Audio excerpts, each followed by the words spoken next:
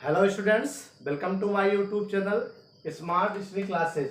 हमारा यह चैनल एक ऑनलाइन एजुकेशन प्रोवाइड करने वाला लगभग सबसे मोस्ट पॉपुलर यूट्यूब चैनल बन चुका है। और यहाँ पर क्लास 12 के स्टूडेंट्स के लिए, जो कि साइंस वर्ग के स्टूडेंट्स होते, विज्ञान वर्ग के लिए Hindi, English, physics, chemistry, math, biology, every subject का वीडियो प्रोवाइड किया जाता है। और यहाँ पर जो आपको ऑनलाइन टीचिंग कराया जाता है वह एक अनुभवी अध्यापकों द्वारा आपको यहाँ पर ये वीडियो आपको प्रोवाइड किए जाते हैं। ठीक है। हेलो स्टूडेंट्स, तो आप सभी के लिए गुड न्यूज है बच्चों, क्योंकि नून एकेडमी पर हम आपके लिए फ्री कोर्स लेकर आ रहे हैं। 100% फ्री क्लासेस हैं नून एकेडमी पर। आपको इसके लिए कोई भी चार्ज नहीं देना है। अगर आप कोई लाइव क्लास मिस कर जाते हो तो बाद में उसका रिकॉर्डेड सेशन रहेगा, बाद में भी आप उस क्लास को देख सकते हो। अनलिमिटेड डाउट आप यहां पर पूछ सकते हो। और जैसे आपका सेशन खत्म होगा बच्चों, उसके बाद आपको नोट्स दिए जाएंगे। ठीक है, जो भी हमने पढ़ा है उसका नोट्स भी आपको यहां पर मिलेगा।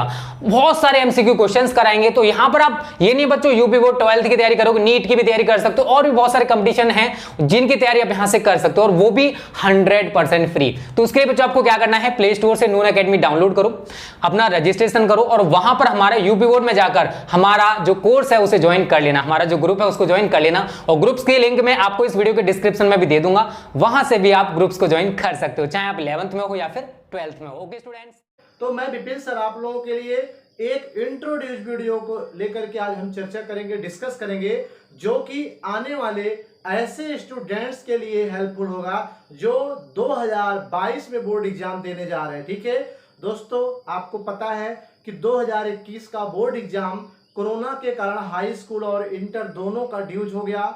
ठीक है, निरस्त कर दिया गया। अब ऐसे स्टूडेंट्स को उनके जो पिछले कक्षा रिकॉर्ड थे, छमाही exam, pre board exam 11th का, तो इनके आधार पे इनको क्या किया जाएगा, एक मानक बना करके प्रमोट किया जाएगा। ठीक है, लेकिन ऐसे स्टूडेंट्स जो पिछली वर्ष 11th में थे और इस वर्ष 12th में गए हैं, उनका बोर्ड एग्जाम 2022 में फरवरी और मार्च के बीच में 100% होगा। और ऐसे स्टूडेंट्स बिल्कुल भ्रम ना पाले कि उनको भी प्रमोट कर दिया जाएगा, क्योंकि वैक्सीनेशन प्रक्रिया चल रही है। जैसे ही वैक्सीनेशन प्रक्रिया 2-4 महीने में पूर्ण रूप से हो जाएगी, पूरी तरह से समाप्त हो जाएगी, लगभग सभी को टीका लग जाएगा, तो उस समय कोरोना का संक्रमण उतना नहीं होगा और लॉकडाउन नहीं लगाए जाएंगे। क्योंकि लॉकडाउन लगाए जाने से स्टूडेंट्स की जो पढ़ाई है आप लोगों की बुरी तरह प्रभावित हुई है। इसको देखते हुए सरकार निश्चित तौर पे अब आने वाले समय में बिल्कुल भी लॉकडाउन नहीं लगाएगी,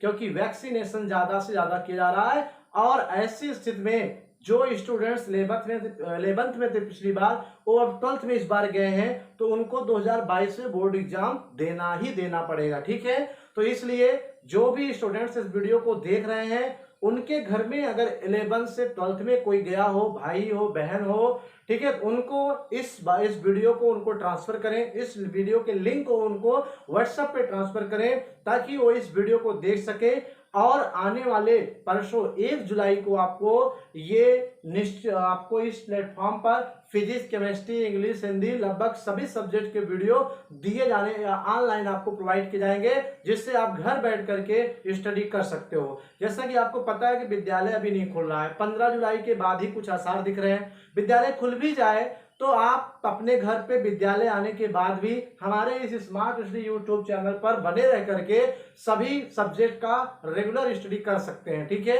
तो आइए आज की इस वीडियो को इंट्रोड्यूस वीडियो के रूप में हम जानते हैं, क्योंकि यहाँ पे आज हम इंट्रोडक्शन देंगे कि बायोलॉजी में कौन सा सिलेबस है और किन किन स्टूडेंट्स के लिए है। तो सबसे पहले हम बताएंगे आपको कि यह बायोलॉजी जो सब्जेक्ट का वीडियो हम आपको प्रोवाइड करेंगे वह हिंदी मीडियम के स्टूडेंट्स के लिए होगी, पहली चीज। ठीक है, और हिंदी मीडियम के उन स्टूडेंट्स के लिए है, चाहे वो यूपी बोर्ड के स्टूडेंट्स हो, चाहे एमपी बोर्ड के स्टूडेंट्स हो, चाहे बिहार बोर्ड के स्टूडेंट्स हो, और चाहे यूके, उत्तराखंड हो, राजस्थान हो। ठीक है, मतलब अलग अलग, सिर्फ इतने ही राज्य नहीं, जितने हिंदी मीडियम के बोर्ड से हैं राज्यों के, सभी उन स्टूडेंट्स के लिए।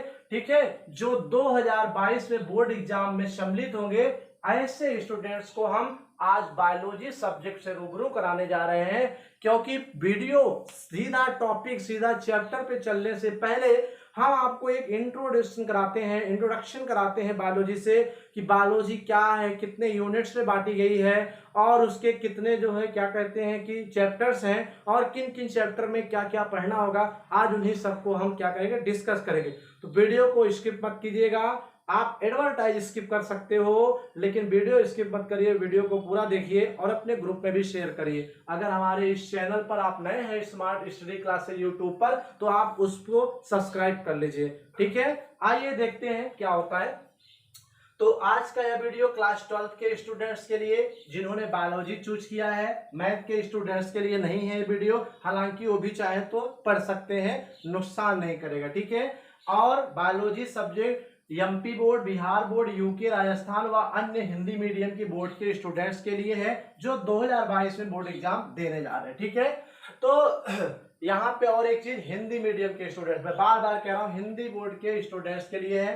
तो हिंदी मीडियम के स्टूडेंट्स जो बायोलॉजी लिए हैं उनका टोटल बायोलॉजी सिलेबस जो है वो 5 यूनिट में बटा है। कितने यूनिट में बटा है? 5 यूनिट में बटा है, अर्थात 5 इकाई में क्या हुआ है, बटा है। ठीक है, अर्थात टोटल जो आपके बायोलॉजी की बुक है, जो पूरा आपका सिलेबस है, ये आप देख रहे हैं जो पूरी की पूरी बायोलॉजी है क्लास 12 की, ये इतनी मोटी सी किताब, पूरा सिलेबस, पूरे चैप्टर्स को 5 यूनिट में क्या किया गया है, डिवाइड किया गया है। और 5 यूनिट में पहले यूनिट्स का नाम हम देखेंगे। यूनिट फर्स्ट का नाम रिप्रोडक्शन अर्थात जनन है। इसके अंतर्गत हर यूनिट में 5 यूनिट है और प्रत्येक यूनिट में 3 चैप्टर 4 चैप्टर ऐसे हैं। तो पहली यूनिट आपका रिप्रोडक्शन है अर्थात जनन है।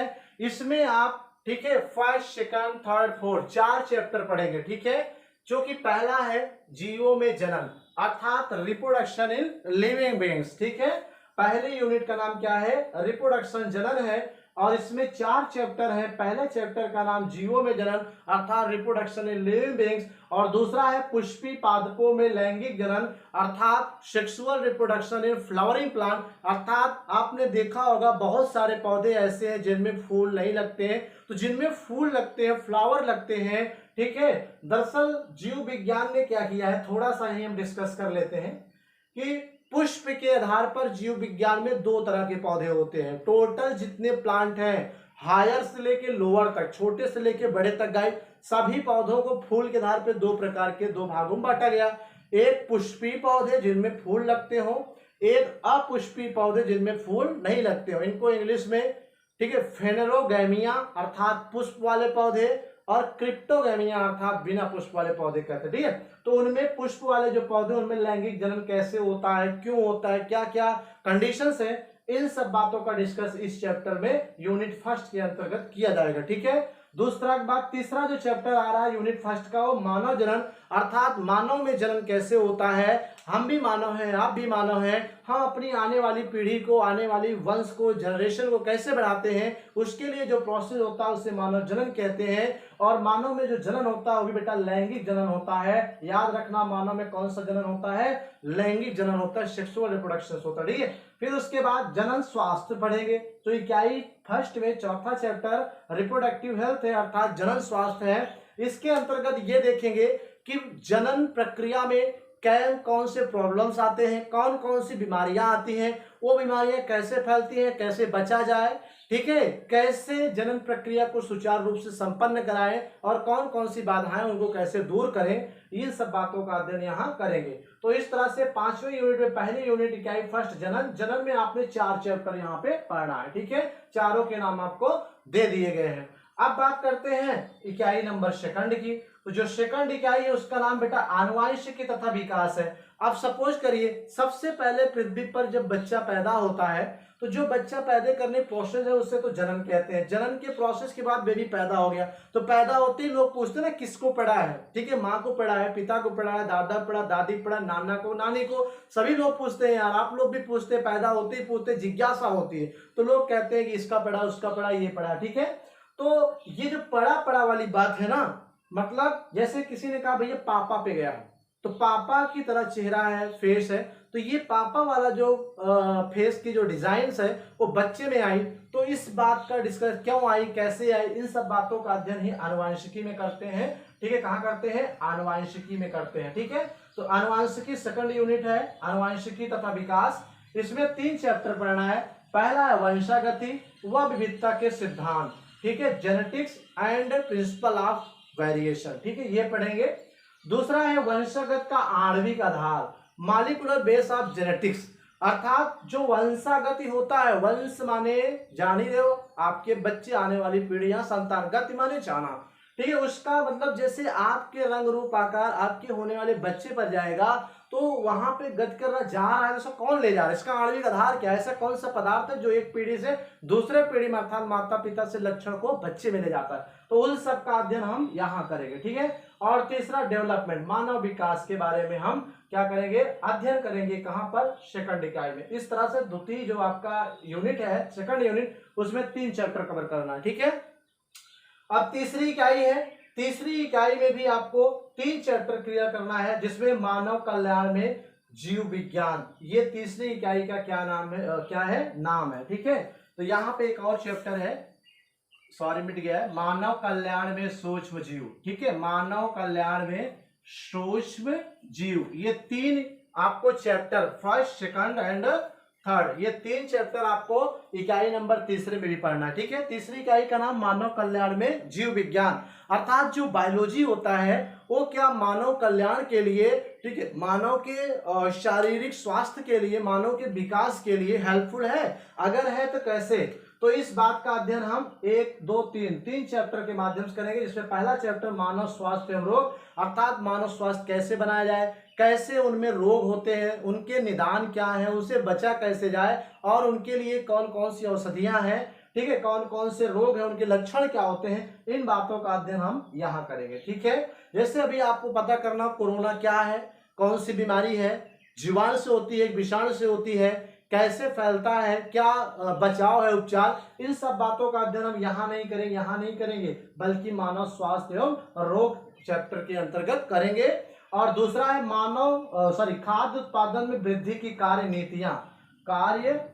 नीतियां है ये, ठीक है, अर्थात खाद्य का मतलब हो गया फसल, जो आप गेहूं, चावल, बाजरा जो उत्पादन कर रहे हो, ठीक है, पैदा कर रहे हो, वृद्धि की कार्य, इसमें कैसे पैदावार में वृद्धि हो, उसके लिए क्या कार्य नीतियां हैं, प्लान्स हैं, उन सब के बारे में अध्ययन करेंगे, ठीक है। जैसे कि आपको पता है कि आने वाले समय में दिनों दिन क्या हो रही, खेती वाली जमीन कम हो रही है, क्योंकि वहां पे लोग घर बना रहे हैं, प्लांट डाल रहे हैं, और जनसंख्या दिनों दिन बढ़ रही है, इसलिए भोजन की ज्यादा आवश्यकता होगी। तो ऐसी स्थिति में वैज्ञानिकों ने ऐसी स्ट्रेटजी का निर्माण किया है जिससे कम जगह में, कम फसल में ज्यादा से ज्यादा पैदावार होगी। तो कौन सी ऐसी नीतियां, कौन से ऐसे प्लान हैं, उसका स्टडी हम यहाँ पे करेंगे, ठीक है। फिर मानव कल्याण में सूक्ष्म जीव, अर्थात जो सूक्ष्म जीव है, जैसे जीवाणु, कवक, ठीक है, ये सब मानव कल्याण में हेल्पफुल है कि नहीं है, अगर है तो कैसे। भाई दूध से दही बनता है, जीवाणु बनाते हैं, फिर सिरका बनता है, गन्ने के रस से जीवाणु बनाते हैं, पनीर बनता है, ओवरऑल ऐसे बहुत सारे प्रोसेस हैं, ठीक है। मेडिकल फील्ड में जितनी एंटीबायोटिक औषधियां आती हैं, जैसे सेप्रोमाइसिन, ओफ्लॉक्सिन, जिंटामाइसिन, ये सब सारी दवाइयां एंटीबायोटिक्स हैं जो कि सूक्ष्म जीवों द्वारा तैयार की हैं, और यही दवाइयां मानव कल्याण के लिए प्रयोग की जाती हैं, ठीक है। तो इस तरह से सूक्ष्म जीव मानव कल्याण में हेल्पफुल है, कौन कौन से है, किन किन क्षेत्रों में, ये डिटेल हम आपको पढ़ाएंगे। तो ये 3 यूनिट आपका यहाँ पे क्लियर हुआ। अब चौथे यूनिट की अगर हम बात करें तो चौथा यूनिट हमारा जो है वो बायोटेक्नोलॉजी है, अर्थात जैव प्रौद्योगिकी है, ठीक है। यहाँ पर भी 3 चैप्टर कवर करने हैं, 2 चैप्टर कवर करने हैं। पहला है जैव प्रौद्योगिकी के सिद्धांत एवं प्रक्रम, अर्थात principle and process of biotechnology पढ़ेंगे, और दूसरा जैव प्रौद्योगिकी व उसके उपयोग। ये बायोटेक्नोलॉजी कहाँ उपयोग होती है, भाई टेक्नोलॉजी का प्रयोग कहाँ किया जाता है, किसी न किसी क्षेत्र में करेंगे। तो जो बायोटेक्नोलॉजी है इसका प्रयोग किन किन क्षेत्रों में करते हैं, इससे क्या लाभ है, ठीक है, तो ये सब डिस्कस यहाँ पे करेंगे। और एट लास्ट जो लास्ट यूनिट का नाम है वो आपका है इकोलॉजी, पारिस्थितिकी है, इकोसिस्टम भी कह सकते हो, इकोलॉजी कहते हो, ठीक है, सॉरी इकोलॉजी कहेंगे, पारिस्थितिकी या पारिस्थितिक विज्ञान कहेंगे। इकाई नंबर 5 है, इसमें भी 4 चैप्टर कवर करने हैं। पहला है जीव एवं समष्टियां, ठीक है, जीव क्या है, इनकी समष्टियां कैसे होती हैं, समष्टि कितने प्रकार की होती है, ये बोर्ड एग्जाम में कई बार पूछा गया है, तो ये सब भी हम डिस्कस करेंगे। ठीक है, आने वाले समय में वीडियो बना करके आपको इसका दिया जाएगा। फिर आपका परितंत्र अर्थात इकोसिस्टम क्या होता है, ये भी जलीय परितंत्र, स्थलीय परितंत्र, ये भी हम आपको यहाँ पे बताएंगे। और जैव विविधता एवं संरक्षण, इसका भी स्टडी आपको इकाई 5 में ही करना है, तीसरे चैप्टर के रूप में। ठीक है, जैव विविधता, जैव मीन्स जीव, विविधता माने भिन्नता। जैसे हम हैं, हाथी घोड़ा बंदर बिल्ली है, सब रंग रूप आकार खान पान में एक दूसरे से भिन्न है। बंदर घोड़ा से भिन्न है, घोड़ा बिल्ली से, बिल्ली हमसे, हम किसी और से भिन्न है। ये जो भिन्नता है जैव विविधता है। ठीक है, इसका क्यों है, कैसे है, ये सब भी हम यहाँ पढ़ेंगे। और संरक्षण, संरक्षण का मतलब आपको पता है, आने वाले समय में आप देख रहे हो कि पृथ्वी पर अत्यधिक शिकार करने के कारण शेर, बाघ, हिरण, चीता, ये सब धीरे धीरे क्या हो रहे हैं, कम हो रहे हैं। तो ऐसी स्थिति में क्या प्लान बनाया जाए, क्या प्लान गवर्नमेंट द्वारा बनाई गई है, जिसके द्वारा कि इनकी जनसंख्या घटने ना पाए, इनकी संख्या में वृद्धि हो, ताकि इनका अस्तित्व पृथ्वी पर बना रहे। इस प्रोसेस को संरक्षण कहते हैं। ठीक है, रक्षण करना, सुरक्षित कैसे, कौन से प्लान है, इसका स्टडी यहाँ करेंगे। ठीक है, फिर लास्ट आता है पर्यावरण के मुद्दे। ठीक है, पर्यावरण के बहुत सारे मुद्दे हैं। पर्यावरण कैसे है, क्या है पर्यावरण, कैसे ये पॉल्यूट होता, प्रदूषित होता है, इसमें जल प्रदूषण, वायु प्रदूषण, ध्वनि प्रदूषण, रेडियोधर्मी प्रदूषण। ठीक है, इन सब कैसे फैलते हैं, कैसे कंट्रोल किया जाए। ठीक है, क्या क्या रीजन है, क्या इनसे हानियां हैं, इन सब मुद्दों को भी हम इस चैप्टर में कवर करेंगे। समझ में आई बात। तो इस तरह से दोस्तों टोटल बायोलॉजी आपकी 5 यूनिट में डिवाइड है। पांचों यूनिट में 4 चैप्टर, पहले यूनिट का नाम जनन जिसमें 4 चैप्टर, दूसरे का नाम आनुवंशिकी विकास 3 चैप्टर, और तीसरे यूनिट का नाम मानव कल्याण में जीव विज्ञान जिसमें 3 चैप्टर, और चौथे यूनिट का नाम बायोटेक्नोलॉजी जिसमें 2 चैप्टर। ठीक है, हालांकि यहाँ 2, और 5वें चैप्टर का नाम पारिस्थितिकी जिसमें कि आपको 4 चैप्टर। तो इस तरह से 4, 2, 6 और 3, 9, 3, 12, 4, 16, कुल 5 यूनिट में 16 अध्याय है।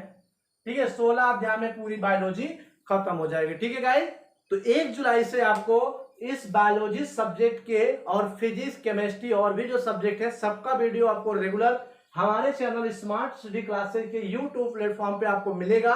आप घर बैठ करके बराबर एक एक टॉपिक का अनुभवी और अच्छे अध्यापकों द्वारा एक एक टॉपिक को आप समझ सकते हैं और साथ में नोट्स भी बना सकते हैं।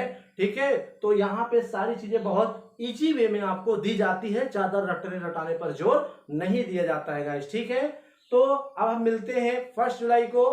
तब तक के लिए आप इस सिलेबस को नोट कर सकते हैं अगर आप बायोलॉजी लिए हैं और हिंदी मीडियम के स्टूडेंट्स हैं, चाहे वो यूपी के हो, एमपी को, बिहार, यूपी, राजस्थान या कहीं के भी हो। ठीक है, तो नोट कर सकते हैं और इस लिंक को अपने ग्रुप पे शेयर करिए ताकि आपसे जुड़े जो बच्चे हैं 1 जुलाई के हमारे चैनल से जुड़ जाएं और बराबर स्टडी कर सकें। ठीक है, अगर आप चैनल पे नए हो तो चैनल को सब्सक्राइब करें और बेल आइकन दबाएं ताकि आपको हर वीडियो को नोटिफिकेशन पर डे मिलती रहे।